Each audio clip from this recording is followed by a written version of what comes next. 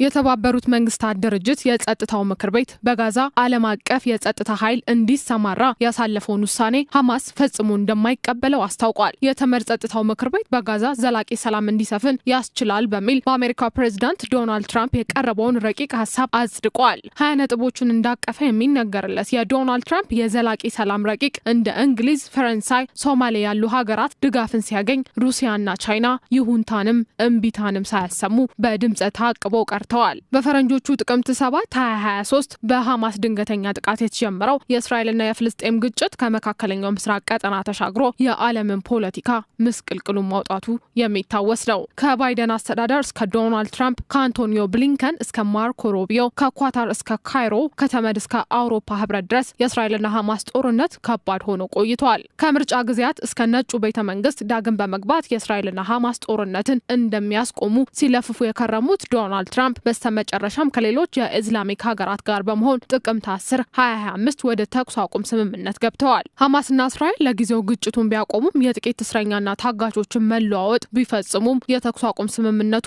ሙሉ ሳይሆን ቀርቷል። እርስ በርስ መካሰስንም አላቆሙም። በብዙ ተጠብቆና ከፍተኛ ተስፋ ተጥሎበት ጥቂት እርምጃዎችን መጓዝ የቻለው የእስራኤልና ሐማስ ተኩስ አቁም ስምምነት ለጊዜው ጋብ ከማለት ባሻገር በጋዛ ላሉ ንጹሃን ሰላምን ሊያሰፍን ሳይችል ቀርቷል። በዚህም እርዳታን የሚጠባበቁ ሰብአዊ ድጋፎችን የሚሹ ፍልስጤማውያን የሕክምና ድጋፍን የሚጣሩ በእንግልት ውስጥ ነገን ተስፋ ለሚያደርጉ ንጹሃን የሻቱት ድህነት ሳይገኝ እንዲቀር ሆኗል። ቀድሞኑ ወደ ሰላም እንዲመጡ አደርጋለሁ ካሉት ፕሬዚዳንት ዶናልድ ትራምፕ እስከ የተባበሩት መንግስታት ለጉዳዩ ዳግማዊ መፍትሄን ያሻል በማለት በተወካዮቻቸው በኩል በዙፋናቸው ታድመዋል። በዚህም በአሜሪካው ፕሬዚዳንት ዶናልድ ትራምፕ ዳግም የቀረበውን ባለ 20 ነጥብ ረቂቅ በመወያየት ድምጽ ሰጥተው አጽድቀውታል። በፍልስጤም ምድር ዓለም አቀፍ የሰላምና ጸጥታ ብሎም የደህንነት ኃይል እንዲሰማራ ማድረግ የሚለው በትራምፕ የቀረበውና በጸጥታው ምክር ቤት ተፈጻሚነት እንዲኖረው ከተላለፈው ረቂቅ ውስጥ አንዱና ዋነኛው ነው።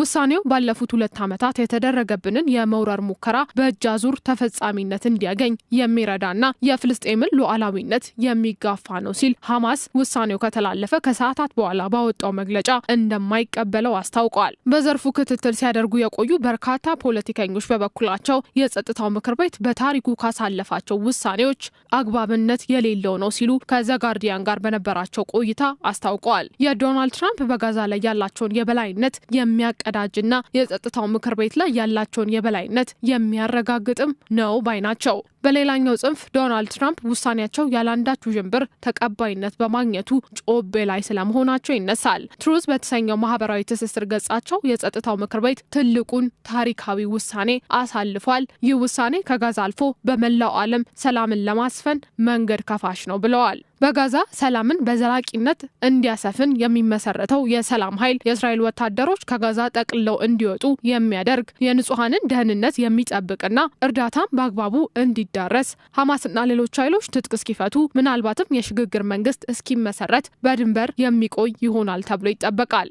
ኢንተርናሽናል ስታቢላይዜሽን ፎርስ ወይም ISF የተሰኘው ይህ ኃይል የተጀመረውን የተኩስ አቁም ስምምነት በእጅጉ የሚያጠናክር ነው ሲሉ የተባበሩት መንግስታት ድርጅት ዋና ጸሐፊ አንቶኒዮ ጉተሬስ ሐሳቡን ይበል ብለውታል። ሐማስ በዚህ በኩል ደግሞ ደጋግሞ የፍልስጤማውያን የነጻነትና ፍላጎትን የሚጋፋ ነው፣ በዚህም በህዝቡም በእኛም ዘንድ ተቀባይነት የለውም ባይ ነው። በቴሌግራም ባስተላለፈው መልእክትም ውሳኔው ጋዛን በሞግዚትነት በመያዝ የራስ ውሳኔ በራስ እንዳትወስን ሉዓላዊነቷ እንዲነጠቅ የሚያደርግ ነው ብለዋል። ዓለም አቀፉ የሰላም ኃይል ከነዚህ ሀገራት የተዋቀረ ቡድን ይሆናል የሚል ሙሉ መረጃ ባይወጣም ኢንዶኔዥያ፣ አዘርባይጃን፣ ፓኪስታን፣ ካታር፣ ቱርክና ሌሎችም ሀገራት ያካትታል ተብሎ ይጠበቃል።